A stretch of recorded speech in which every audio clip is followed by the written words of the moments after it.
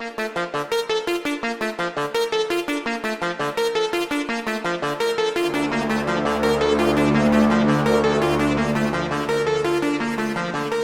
it going, everybody? Welcome to OP Entertainment. I'm Omar Darwish. And I'm Pratik Cherian. And this is our review of Loki Season 2, Episode, what, 5? 5.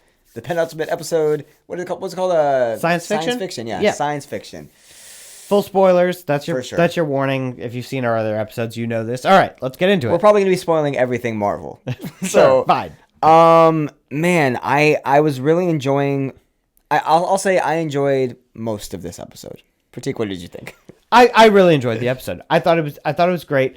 A little convenient at points. But overall, I think it's one of my favorite penultimate episodes that we've had of a Marvel TV show. It's up there. I think so many of them kind of succumb to this, like, I don't know, like just this pause to set the pieces up.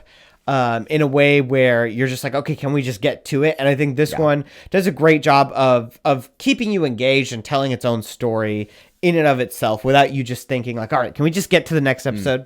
So like we were saying, I had to learn the hard way that these TV shows, the episode before the finale is always going to just hit the brakes and nothing's going to happen, and you're just going to have to wait until the finale for something cool to happen. That being said, this episode handled those slow, we're going to build a boat moments a lot better than some other shows. And I like, for example, the slower moments are just like Loki and Keiki Kwan like talking and stuff, which is great, like awesome. Ouroboros might be like he might be in my top 15 favorite Marvel characters. I was gonna say MCU characters. I love him. He's great. His delivery is incredible. It's so good. Yeah, I really hope that he sticks around after this season if they're going to continue. Or just even if they don't do Loki season 3, I want him like in the MCU period just from now on. Make him the He Who Remains. Anyway, that being said, I don't know how much like good about this episode I can really touch on, because like the bad really does kind of outweigh. Okay. I know I said I enjoyed most of this episode, but man, there's a stink to this episode for me, and I think that stink is all in your mind. Nah, I don't think so. All right, go on. Tell us what the stink is. There's a couple things. My big thing is Loki getting a handle on his time slipping now, and just essentially undoing the big moment that happens in the last episode. I mean, he's just right back where we started. Like, he can go, and even if he's not, he can go back before Victor Timely's died. Can he? He can go. He can. Are you sure? It seems like he can control the time slipping pretty well. It seems, and you're sure seems like two different things.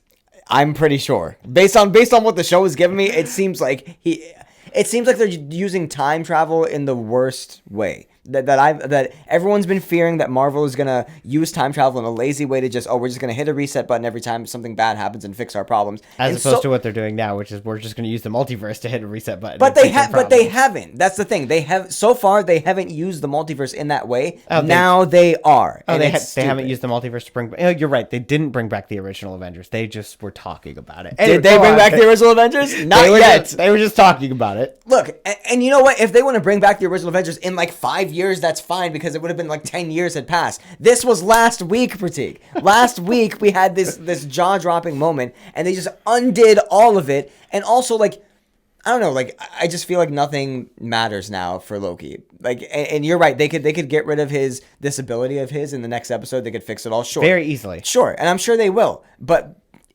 he still has enough time to undo everything bad that has happened now, and just reset everything. And it's like, the only thing you're talking about is the loom exploding. That's it.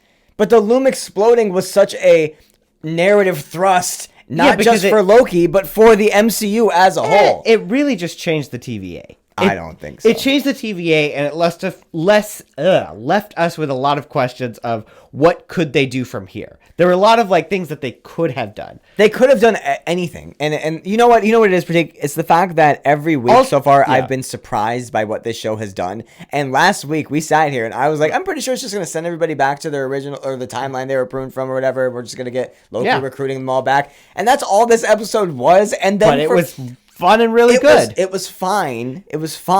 But then to end it with Loki just getting this Dr. Manhattan God power. Isn't Dr. Manhattan your favorite Watchmen character? He is, but he's not Loki. Okay. He's not Loki, okay? You know, I might prefer Rorschach. Anyway, that being said, I'm not as excited as I would have been. Like I said, I think this is all a you thing. I'm looking forward to the finale. Best case scenario for the finale, what happens? Oh, simple. Best case scenario is they explain why Loki started time slipping in the first episode of this season. So Loki does something now that sets the stage. You think that's going to take them under 20 minutes of the episode to do, though? Wait. So that's part one. Part two is obviously they fix the loom. And they've been asking this, like, do we prune the branches or do we let them live their lives? So I'm going to assume they fix the loom, but the timelines keep branching and we keep getting more and more multiverse and more possibilities.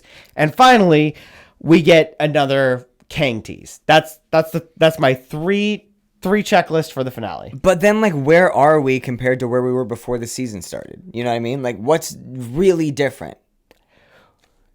That's a question more about the broader MCU and what are we actually doing, and those are questions for Kevin Feige, and I have a lot of those same questions. How about that? I don't know. I guess this show had such an opportunity to be so much bigger. Like this first season was so much bigger and had so many implications on the MCU. Anyway, this seems like they just brought it down to such a small scope and small scale that they didn't have to do that. Like, I don't know. Like, I just feel like it really took all the win from the sails for me anyway. I feel like we are well past the point of expecting the TV shows to create these broad sweeping changes in the MCU as a whole. But they did. But Loki season 1 did. Yes, it did. Loki season 1 changed everything for the MCU. It didn't do anything. Get out of here. It didn't do anything. And just to make sure you knew it, they created like 3 other ways for the timeline to break. So that you could just pick your favorite one based on what you'd actually seen. I just feel like so far this season has been so good and it's been leading up to so much that we don't have enough time in the next episode to cap this all off for me in a satisfying way. Like I'm all of a sudden like not excited. You know what? Marvel has like 5 other movies and 10 TV shows to pitch you to satisfy that craving of yours. Like, okay, if the next episode is the last episode of Loki we get, period, we don't get any more Loki after this, you're satisfied? Like, you feel like there's enough time to wrap up Loki, the show, like, now? Like, I don't know, like... Not if we're not getting a season 3 or something. I feel like we need one more season, at least. But that... I don't know. Kind of qualification, does that make something satisfying for you? Like, if it does. Yeah, it does. Because that's the way that, like, series television works. Sure, but...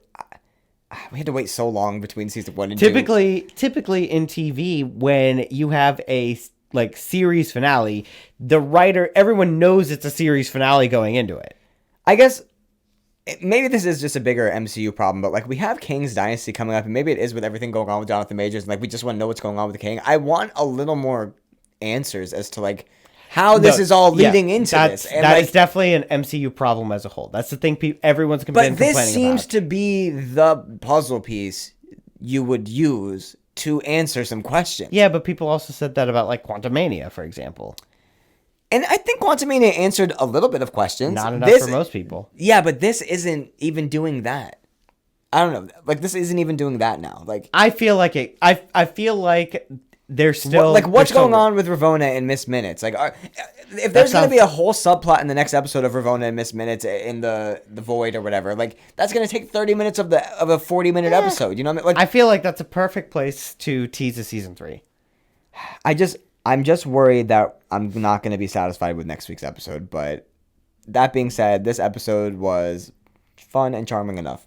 It was fun. It was charming. We got some good Loki moments, some good character moments. It just punched me. It lowballed me at the end. I did not appreciate that. How dare they do something you weren't expecting? Yeah, and they couldn't even give us a post-credit scene. Come on. No, they did everything that I was expecting. Like I don't know. I hear. So you weren't expecting them to do exactly what you were expecting? You're someone who enjoys the MCU. I enjoy the MCU. You got to get sick of hearing these like complaints about how they're using the multiverse and stuff because they're not misusing it yet. I've been complaining about that since Loki season 1, but go on. But now your complaints are warranted. No. Now the rest of the world has caught up to my complaints. That's what happened. Exactly. Your non-existent complaints now have I was ahead of the curve, and now everyone else is all like, I'm saying is was right. All the voices on his Twitter cell thing, whatever. All the people online are just going to shout and scream about how oh, MC, nothing matters and there's no stakes. And I've always had to be like, no, you're wrong. Now I can't defend that. I feel like you're right. There's no stakes. You couldn't defend it before. You could. The MCU was using multiverse and time travel fine before. The fear was that this was going to happen, and now it's happening. So you're overreacting so much. I'm nervous, guys. I'm nervous. So wonderful. This is incredible. I hope next week changes my mind, but I don't know. You know what? I will guarantee you this though. The finale for this season will be better than the finale for the last season. No way. Because the last season sucked. The last season, first of all, was great, and the finale is probably the best MCU finale to any show, period. Even including WandaVision. I love WandaVision. Yeah, because WandaVision's finale was also Anyway, Pratik, how did you feel about this episode? What do you want to score it? Go ahead. I'm giving it an 8. It was an 8. I'm giving it, yeah, go ahead. You could probably talk me into a 9 solely off of Kiwi Kwan, but sure. But we'll stick with an 8. You're right. Right.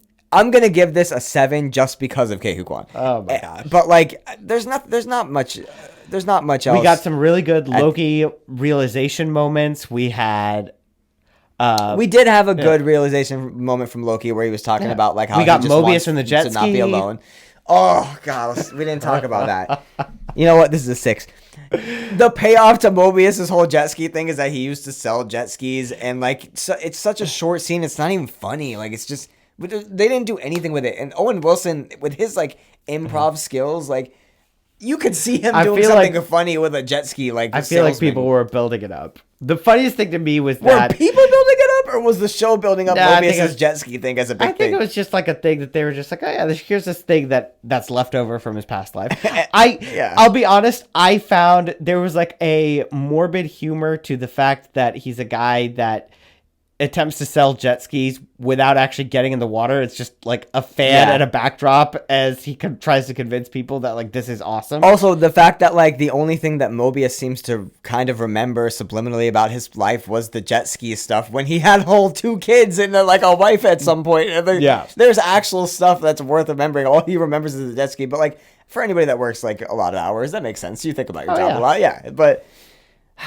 I didn't like that part. I didn't like the part. So yeah, I'm demoting this down to a 6. For someone who's really enjoyed every episode of this season and this show in general for the most part, like, yeah, this was a good episode that had such a weak ending that it just I don't know. It was great. The tease is great. I'm looking forward to next week. I'll say this: if next week like knocks it out of the park, it could fix a lot of stuff in this episode for me. But out of the 2 Marvel things that are coming out next week, which one do you think will be better? I'm more excited for Marvels now.